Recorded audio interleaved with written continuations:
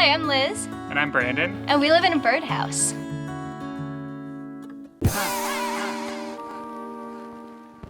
This content is sponsored by Outdoorsy. Through Outdoorsy, you can rent your camper van out to make extra cash, and you can rent a van to try van life before you commit.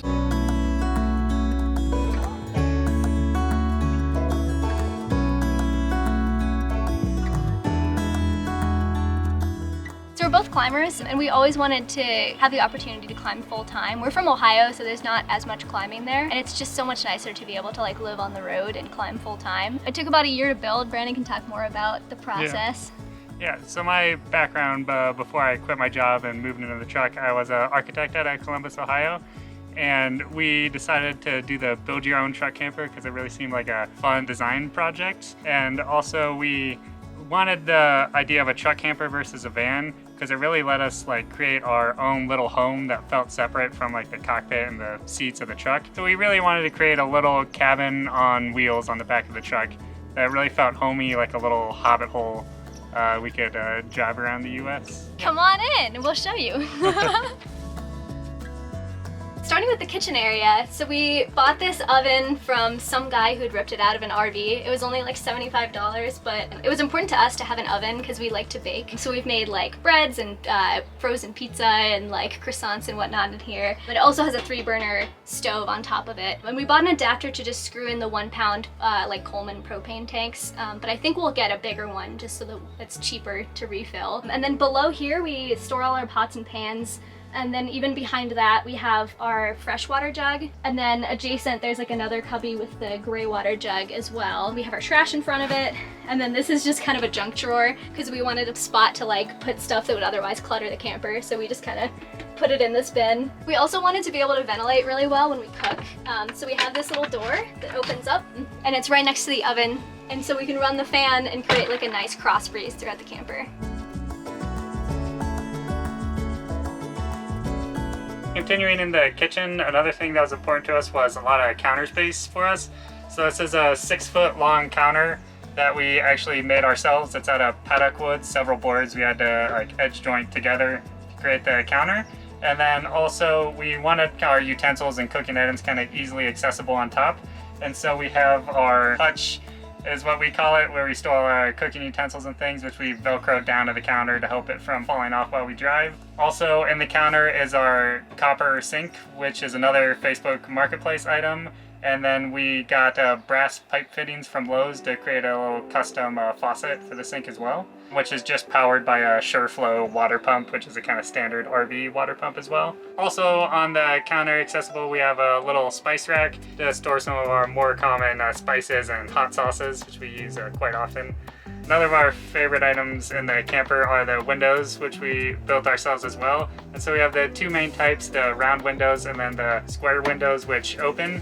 And we really liked the round windows as like little portholes and also kind of remind us of a hobbit hole as well.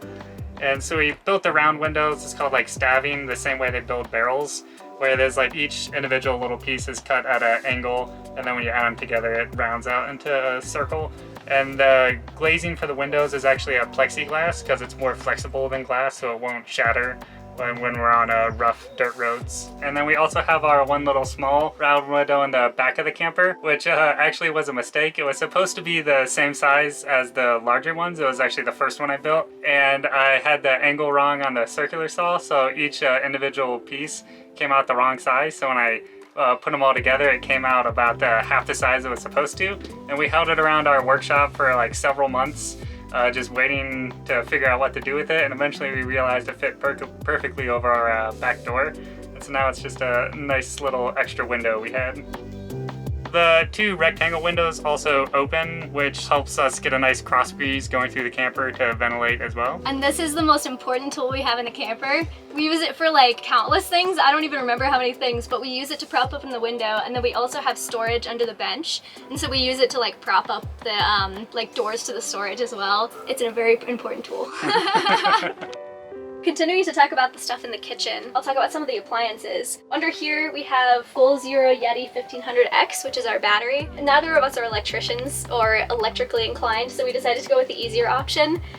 which just plugs into our 3 Renogy 100-watt solar panels. And then it also runs our fridge and freezer, which we actually found for like $600 off at the REI garage sale. We were probably gonna get something smaller. I'm really happy we went with the bigger option because we definitely use all the space. But the left half is a freezer and the right half is a fridge.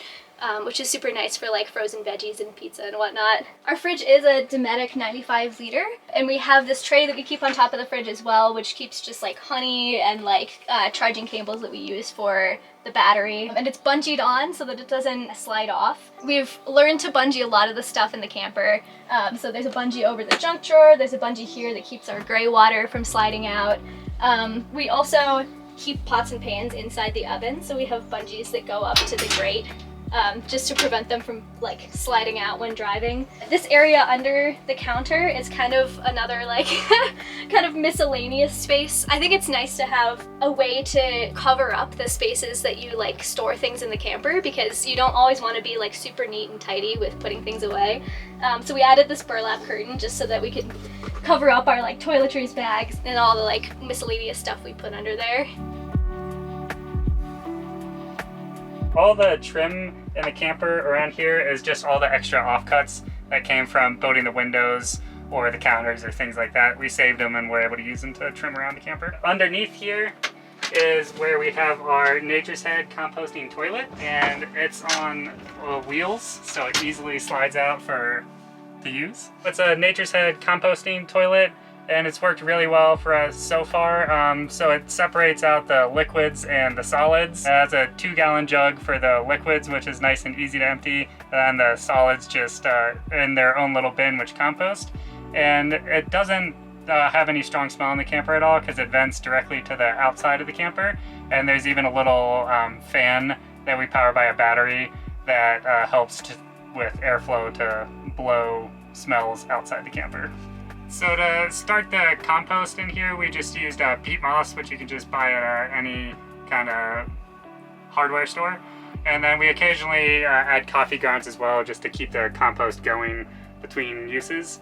And also to help clean the bowl of it, we just spray it with cleaning vinegar and water.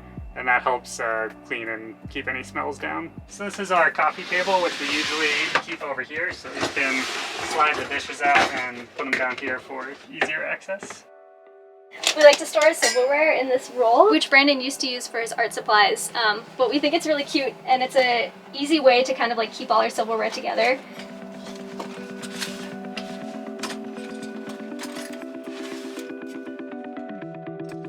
As Brandon mentioned, we like to keep this around to put our dish tray on, but we also use it as a coffee table, as a step stool, as storage. It's just a couple IKEA crates with a leftover piece of wood that we put on top. We use it to step up to the bed because it's a big step.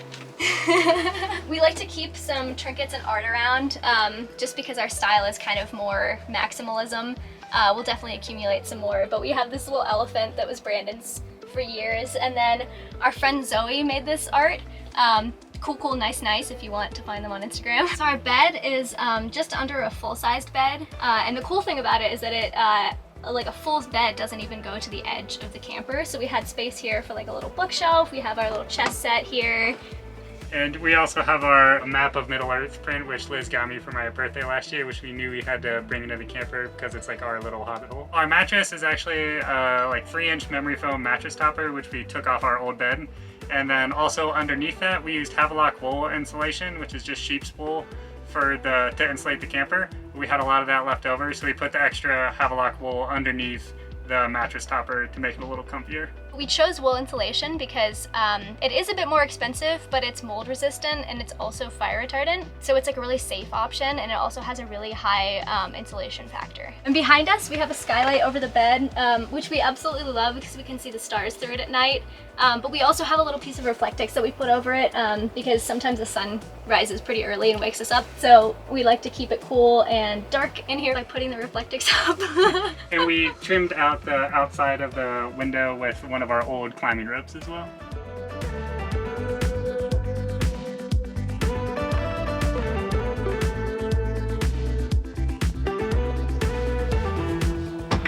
And this is the pass-through that we use to get between the camper and the cab in case of emergency. And in the cab of the truck, we store all our climbing gear, which is really nice because it keeps a separation between our stinky shoes and where we sleep.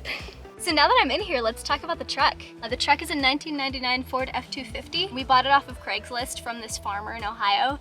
And he kind of tinkered a lot with it, which is kind of cool. We were looking for a flatbed, and so he had taken the bed off and like mounted his own steel flatbed on.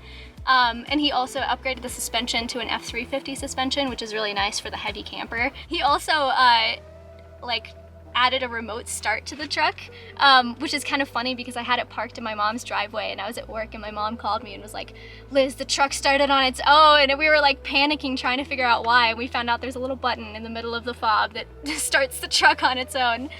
He also added a DVD player, which came with a free copy of Despicable Me 2. And so this is the flatbed which he added on. It's 8'4" by 8 feet, and it's a steel flatbed. The other nice thing about a truck camper and why we chose this over a van is the camper is entirely separate from the truck itself, so it's removable. So if anything ever happens to the engine of the truck, we can just remove the camper, buy a new truck, and put it right on a new truck and be ready to go. The camper is held onto the truck by these steel eye bolts, which are bolted through to another piece of steel that attaches to the wood framing of the truck. And then we have 4 ratchet straps which go down directly to the frame of the truck itself. And so these ratchet straps are actually rated to 5,000 pounds each, which is higher than a typical truck camper turnbuckle. And so we do keep an eye on them because they're fabric, but they're definitely strong enough.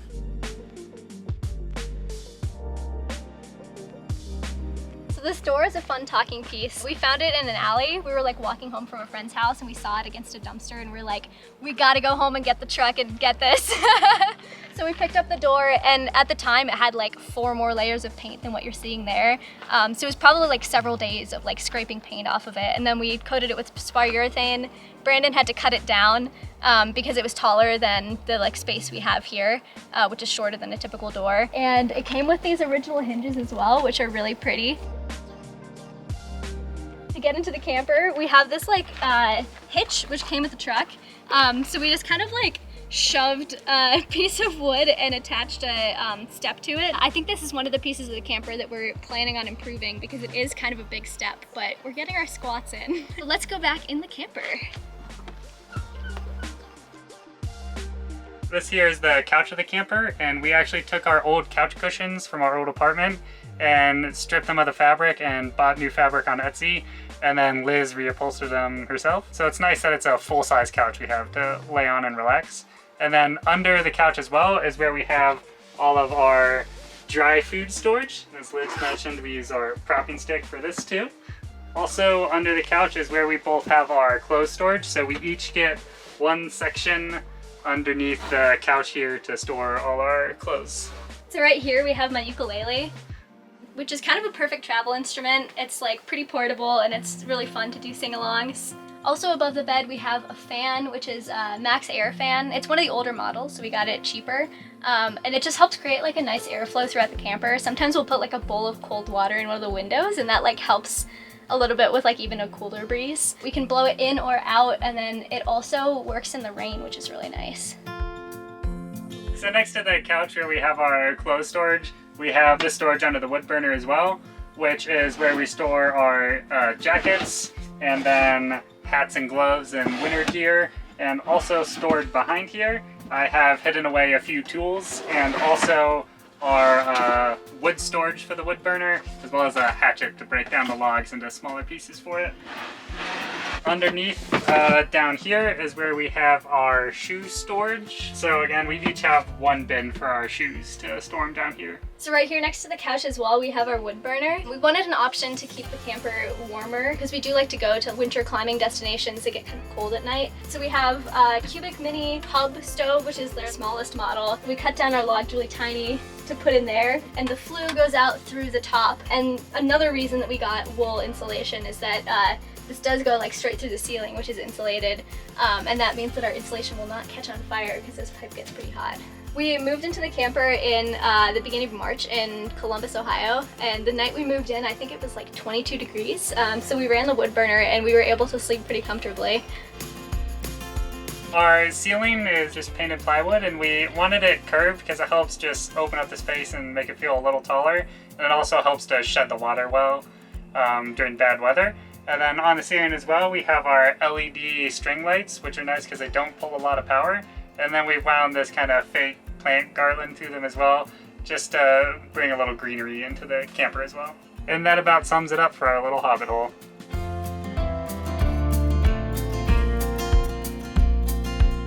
That about does it for the tour. If you want to find out more about our build, you can follow us on Instagram at birdhouse. We have some stories that go through like the entire build process. And on getting started for the build process, a few tips of things we learned along the way. I think all the planning you can do up front before you buy or get started on anything helps a lot. So with my background in architecture, I built a whole 3D model of what we wanted to build in Rhino first, and then I had Excel spreadsheets of material costs and weights, so we could try and figure out what the final price and weight would be, so we knew what type of truck and things to buy. So any planning you can do before you get started is very helpful.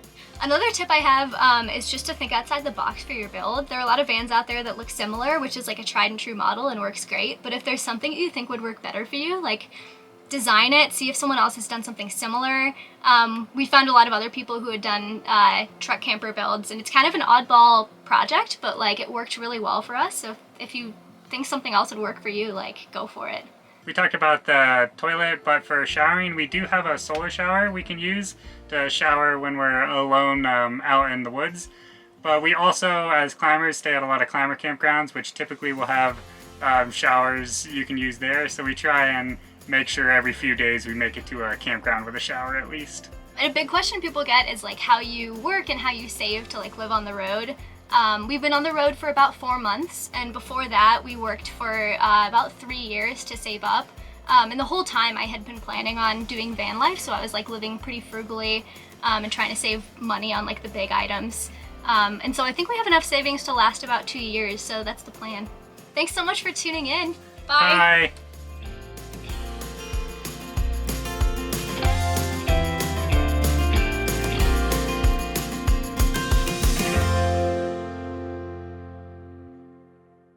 I hope you enjoyed that video. If you hadn't noticed, we do sell an ebook for how to convert a van. It has over 190 pages of detailed instructions and diagrams, also 25 video tutorials which are specifically for the ebook buyer. Creating a van for many people is obviously a really intimidating project, but I really believe, and I've seen it time and time and time again, that with the right information, anyone can turn out with a pretty decent van conversion. So check the link in the description, subscribe to the channel if you are not already, and drop us a comment if you like this video. Thanks for watching, and we'll see you next week.